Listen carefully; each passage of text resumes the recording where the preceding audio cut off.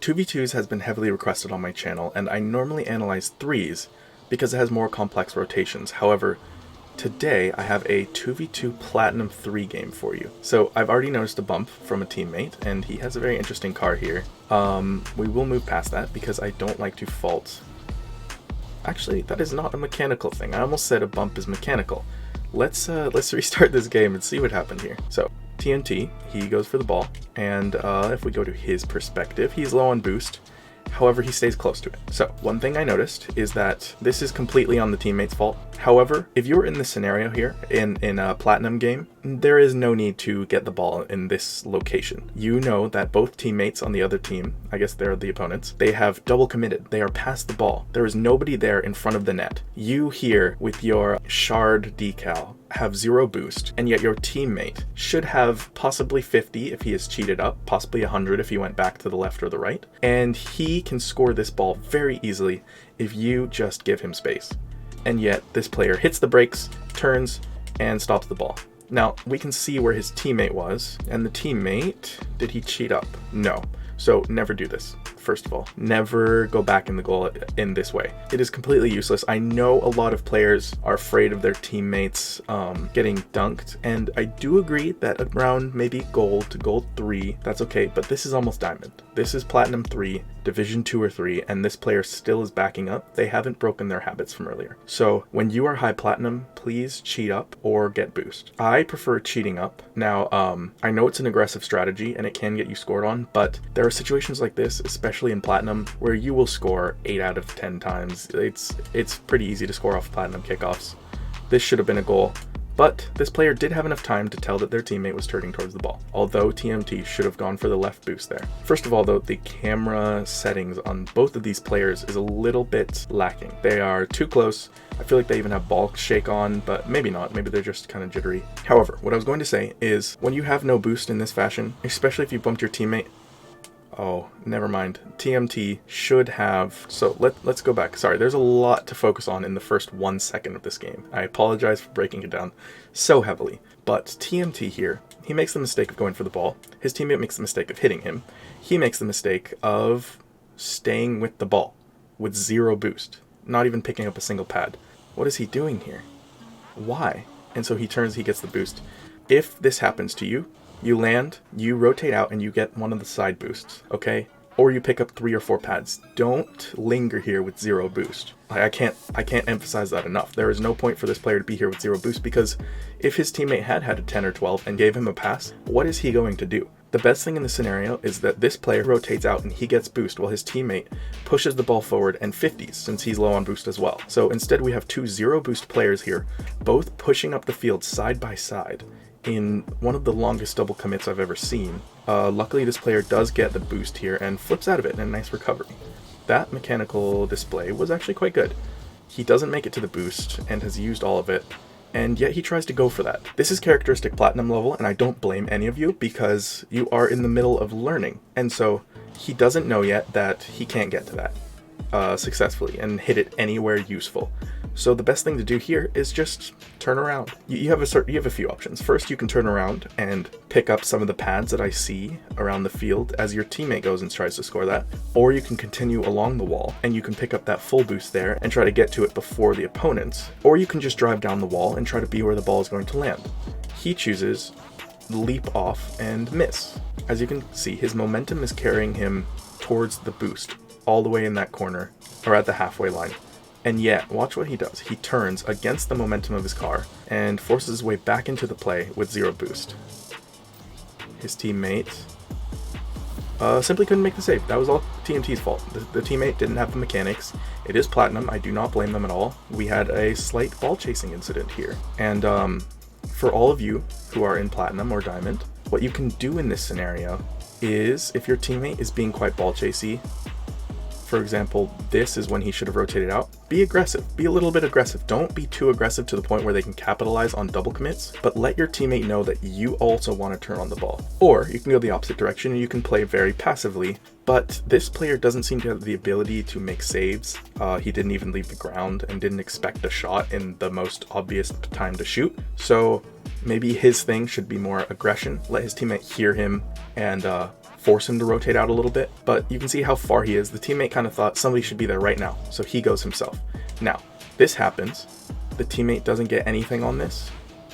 Like I said, what else are they going to do? You know that the opponent's teammate is not close enough to help him score, and so he's going to take a shot. Now, you know that if you challenge him early, he can't perfect flick you, so what you should do here is get in a better position to block most of the goal. I think this player had back post rotations drilled into them a few too many times, to the point where they only covered the back post and the whole front of the goal was open, as you can see here. And you know they'll shoot, especially if they get it on their roof in that way.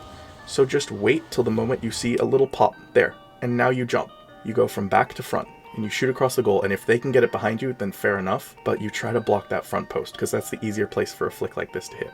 It's hard to describe, but make sure you watch my Champion 2 games that I played with my head coach, because you'll see what we're talking about, where you don't just jump when you see what's going on, you also have to predict early. And this is a time when this player, there's almost a 90% chance that he's going to shoot. So you have to be prepared for that. And you don't have to just watch and wait till he shoots and then decide what to do. You plan ahead and you say, when he shoots, I will go here. And if he doesn't shoot, I will go here. And then once he does shoot, you start going on that plan that you've already set. So he didn't do this, he wasn't prepared, but yeah, so make sure you plan, especially if you're in a situation like that, because that is an easy save. One thing you can do if you are diamond and high plat, just like this player, is you don't need to speed flip on kickoffs to get there in time. Just do a diagonal flip, and it'll get you there that tiny bit faster than just simply driving. Doing a side flip each time, it'll make your car look a little bit clumsy, to be honest. It's not as clean as a speed flip, but it will burn off some of that time, and you will beat a lot of lower ranked players. And it's a good starting point for learning how to flip into the ball from distance. I would like to see a little bit more boosting going on here. This player has full tank, they're rotating back, they know that there is a boost in the corner and multiple pads, and yet they're just flipping, they're kind of taking their time. This ball goes across the goal, I already know where it's going, he doesn't, he's still not boosting, he turns around, now he boosts, there we go. He gets this boost, oh, his teammate is pushed up, all the way under him. I haven't even seen this game, and yet I can just tell it's platinum.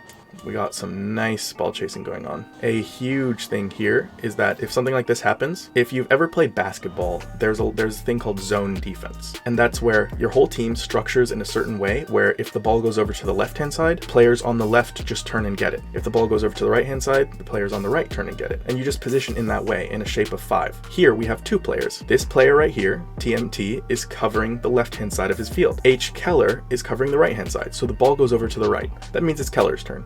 It doesn't matter who hit it last, it doesn't matter any previous rotations, it is simply Keller's turn here. Then, to add on to this, he gets the full boost.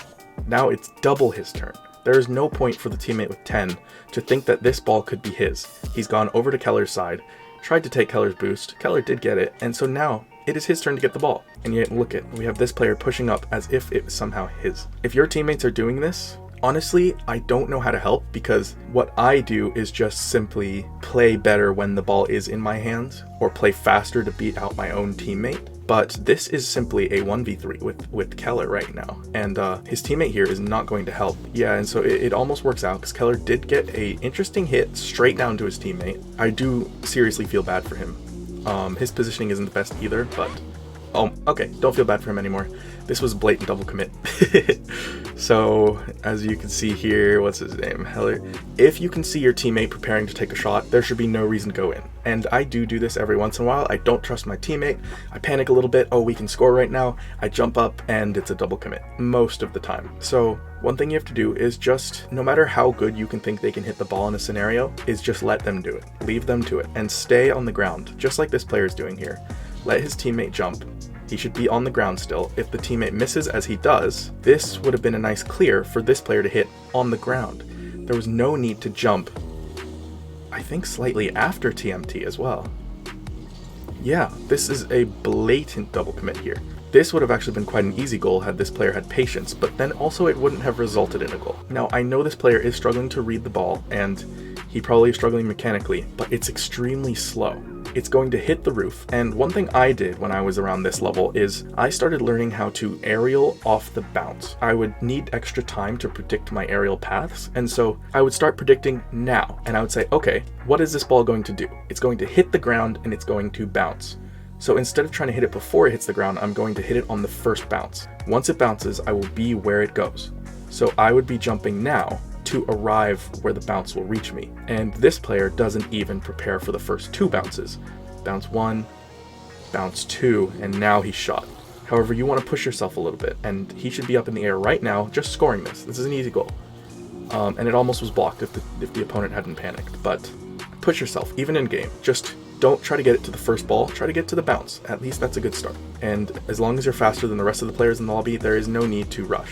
I would recommend never to reverse in your matches, unless it's like you're close to the ball, you have some crazy kind of control, you're SSL, something like that, you know what you're doing. If you are platinum, diamond, probably even champion and below, please don't just reverse for long periods of time. This player just decides, oh, okay, I can't get this ball, I'm going to reverse and reverse and reverse. Oh, now I'm ready. And I do not like to see that. TMT misses. So this player does a little bit of reversing again. I think that's one thing I started practicing around this level, is no matter what's going on in your head, don't let it show in your car if you're on the defense like this, because what we start to do is hesitate. And so you press forward on the accelerator and you press backwards. And so you do this hesitation thing, and it really doesn't look good, and it doesn't allow your momentum to ever increase. You're always just sitting there reversing and driving forward. So try to sit still. No matter what's going on in your head, no matter how scared you are, no matter what you're predicting, let your car be still. And it's a very conscious thought. It's hard to do, but if you can let your car be still, eventually that will start becoming your car is moving forward, even while you're calculating. But it starts by just being still and not letting yourself reverse and go forward and reverse. And you can be in better positions. So this player, if it was me, I would be assessing what my teammate is doing and moving up this whole time. I'd be moving a little bit closer. You don't have to be moving fast. I'd be driving forward. I would notice that he misses, and now I have the momentum to come over to that corner and reach the wall, and I'd be right where that ball is right now. This player, if he had decided to do what I was going to do, he wouldn't have ever made it because he had no momentum. He was reversing and then driving forward. And now it's downfield again. Good control from the opponents, although he's panicking a little bit. Yeah, he passes it mid. This is a hard ball, so the opponents hit it towards you. You try to connect and bring it up the wall, and it goes out awkwardly. So the question is now, what do you do? Well, the only thing wrong you can do is put this where this player put it. It's put it mid. The best thing to do is not panic. It's to stay close to the ball and just try your best to hit it outwards. That could be going all the way back towards your goal and coming back around for a 50 as it hits the ground.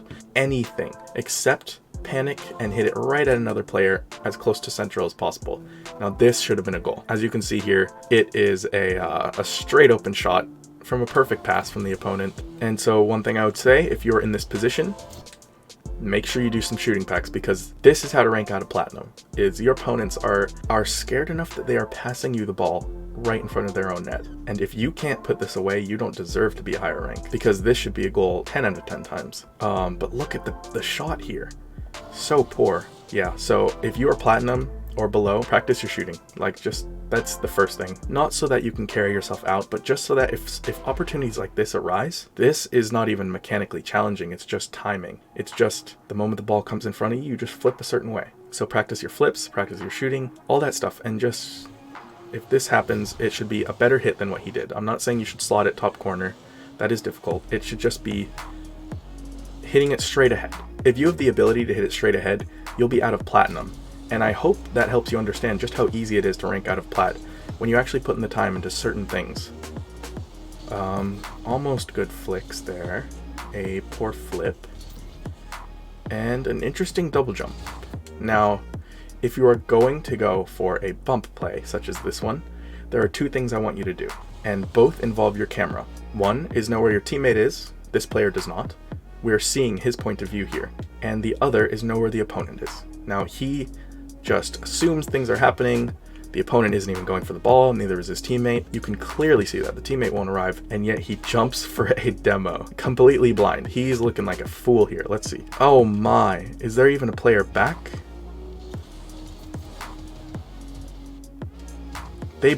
One goes upfield. He's jumping for a demo. Oh, that was interesting. So yes, believe me, you just want to know where players are. That'll be such an easy play. And then there's a third thing, and that's don't go for it when you have 12 boost. Nothing good can come of that. Look, he can't even demo somebody. You have to demo when you're at full speed. otherwise it's just a bump.